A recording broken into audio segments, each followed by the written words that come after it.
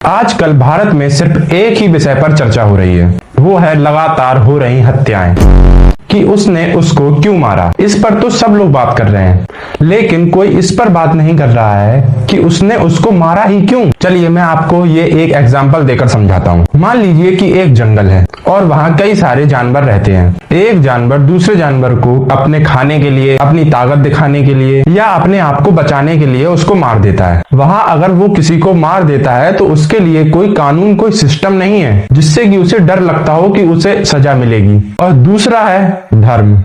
धर्म वो लोग जानते नहीं और समझते भी नहीं है। लेकिन चलिए अब इस फ्रेम को चेंज करते हैं।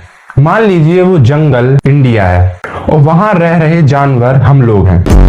जंगल में तो कोई कानून नहीं था, लेकिन हमारे पास अपना कॉन्स्टिट्यूशन, अपना लॉ, अपना कानून है। और इंडिया में कितना अच्छा लॉ सिस्टम है वो तो हम सब लोग जानते ही हैं कि कोई भी अपराधी बच ही नहीं सकता है और सबको बराबर सजा मिलती है, चाहे वो अमीर हो चाहे वो गरीब हो। और दूसरा, जंगल के जानवर धर्म नहीं जानते, ना ही समझते हैं, लेकिन हम लोग धर्म समझते भी हैं और जानते भी हैं और हमारा धर्म भी है। और लगातार हो रही हत्याओं का दूसरा कारण है धर्म।